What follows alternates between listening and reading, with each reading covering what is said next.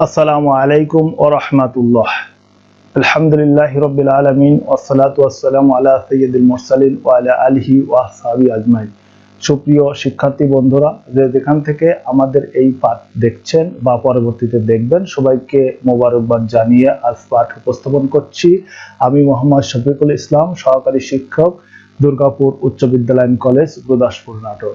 প্রিয় শিক্ষার্থীবৃন্দ, আজ আমি যে পাঠটি পরিচালনা করব তা হলো নবম এবং দশম শ্রেণী দ্বিতীয় অধ্যায় পাঠ 10 সূরা আল মাউন।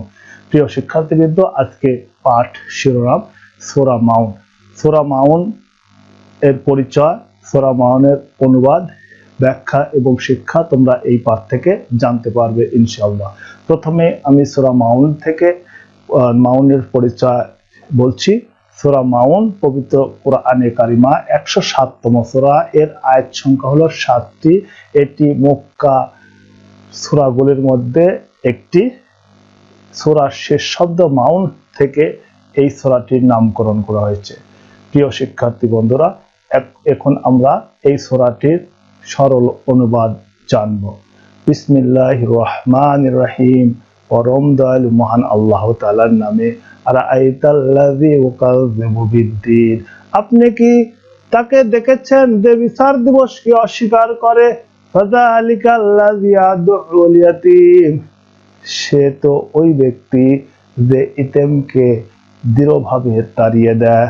ওয়ালা ইয়াহুদ্দু আলা তুআমিল মিসকিন, আর সে অভাবগ্রস্তকে খাদ্য দানে উৎসাহিত দেয় না।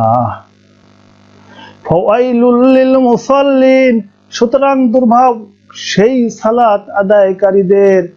আল্লাযীনা হুম আন সালাতিহিম সাহুন, যারা তাদের সালাত সম্পর্কে উদাসীন। আল্লাযীনা হুম ইউরাউন, যারা লোক দেখানোর জন্য তা করে। ওয়া ইয়ামনাউনাল মাউন, এবং গৃহস্থালির প্রয়োজনীয় ছোটখাটো বস্তু অন্যকে দেয় না। প্রিয় শিক্ষার্থী বন্ধুরা, তোমরা এই সূরাটির সরল অনুবাদ জানলে, এই সূরাটির ব্যাখ্যা এখন আমরা জানব। এই সূরা কাফির ও মুনাফিকদের কতিপয় বৈশিষ্ট্য এবং কাজের বর্ণনা দেওয়া হয়েছে। আল্লাহ তাআলা এই সূরার প্রথম আয়াতে কিয়ামত দিবস ও বিচার দিবস অস্বীকারীদের কথা বলেছেন। আর কাফেরদের ও মুনাফিকরাই মূলত বিচার দিবসকে অস্বীকার করে। তারা তাওহীদ, রিসালাত ও আখিরাতকে অস্বীকার করে। অতঃপর সূরার শেষ আয়াতে আল্লাহ তাআলা তাদের কিছু বৈশিষ্ট্য উল্লেখ করেছেন। যেমন, তারা ইয়াতীমের প্রতি কঠোর, ইয়াতীমদের ধন সম্পদ তারা জোর করে দখল করে, ইয়াতীমদের কোনরূপ সাহায্য সহযোগিতার পরিবর্তে তাদের ক্রূর এবং নিষ্ঠুরতা ভাবে তাড়িয়ে দেয়। এমনকি ইয়াতীম, দুস্থ, দরিদ্র ও অভাবগ্রস্তকে নিজেরা তো সাহায্য করেই না, বরং অন্যদেরকে এ কাজে উৎসাহ দেয় না। মুনাফিকদের আরো একটি বৈশিষ্ট্য হলো তারা ঠিকমতো সালাত আদায় করে না, বরং তারা সালাত সম্পর্কে উদাসীন। শুধু মুসলমানদের দেখানোর জন্য সালাত আদায় করে।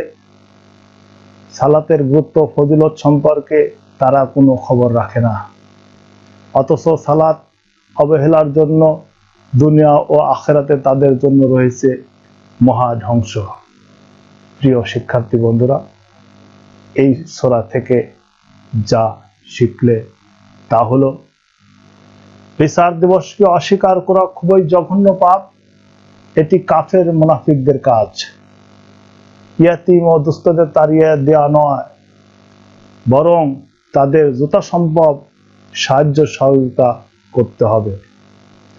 ইয়াতীম দুস্থদের সাহায্য সহযোগিতার জন্য পরিবার, পরিজন, আত্মীয় স্বজন, বন্ধু বান্ধব, পাড়া প্রতিবেশী সবাইকে উৎসাহ দিতে হবে।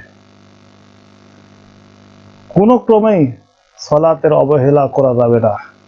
লোক দেখানোর জন্য সালাত আদায় করা যাবে না, বরং বিশুদ্ধ নিয়াতে সঠিকভাবে আল্লাহ তাআলার সন্তুষ্টি অর্জনের জন্য সালাত আদায় করতে হবে।